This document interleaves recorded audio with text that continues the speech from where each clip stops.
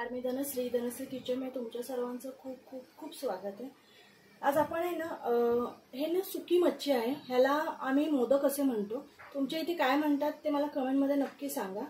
तर हे ओले नाही आहेत, सुके मोदक आहेत। तर ते ना मी मगाशी थोडेसे भाजलेत आणि पाण्यामध्ये भिजत ठेवलेले। तर आपण ह्याची चटणी बनवणार आहोत। इथे मी फक्त लसूण चेचून घेतलेला आहे आणि एक पळीला थोडं कमी तेल टाकलेलं आहे।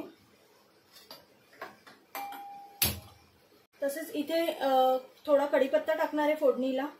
टोमॅटो घेतलाय आणि इथे मी कांदा ना आपल्या कांद्याच्या पातीला हिरवी पात सुरू व्हायच्या आधी वर जे सफेद कलरचं असतं ना ते मी घेतलेलं आहे। 2 कोकम घेतले, एक हिरवी मिरची घेतली आणि थोडीशी कोथिंबीर।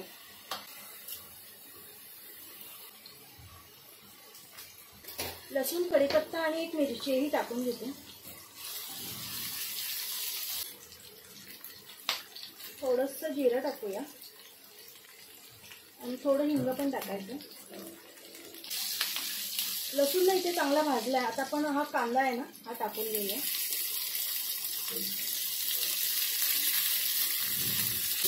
कांदा ना चांगला भाजून घ्यायचा। इथे ना कांदा चांगला मऊ झालाय। आता आपण टोमॅटो पण टाकून घेऊया।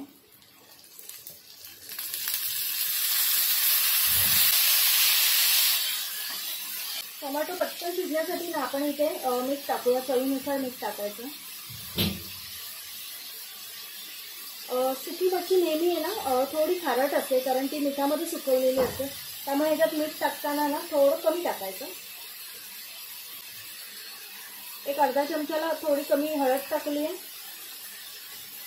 अर्धा चमचा धना पावडर आहे आणि अर्धा चमचा जिरा पावडर टाकायची। इथे अर्धा चमचा कश्मीरी लाल पावडर आहे आणि इथे अर्धा चमचा घाटी मसाला घेतला मी।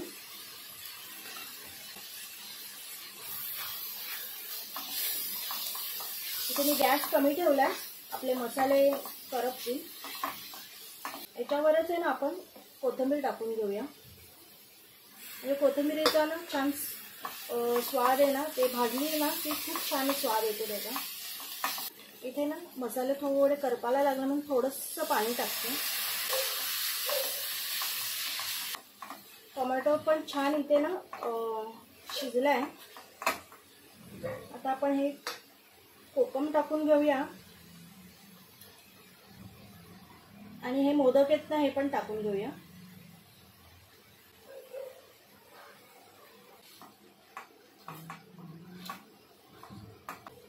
हे मी अगदी थोडे घेतलेत, कारण मुलगा माझा खात नाही आणि मिस्टरही खात नाही, त्यामुळे मी फक्त माझ्यासाठीच थोडीशी घेतलेली आहे। इथे ना झाकण ठेवून आहे ना याच्यावर आपण पाणी टाकणार आहोत। आत पाणी टाकायचं नाहीये, हे ना वाफेवरच शिजवून घ्यायची सुकी मच्छी। एक 5-7 मिनिटं झालेली आहेत इथे, आपण बघून घेऊया। थोडंसं मी हे गरम पाणी टाकते, तर काही जास्त वेळ लागत नाही, तरी आपण अजून 2 मिनिटं ठेवून घेऊया। इथे 2-3 मिनिटं झालेली आहेत, मच्छी छान ती शिजलेली आहे। इथे गॅस बंद करते।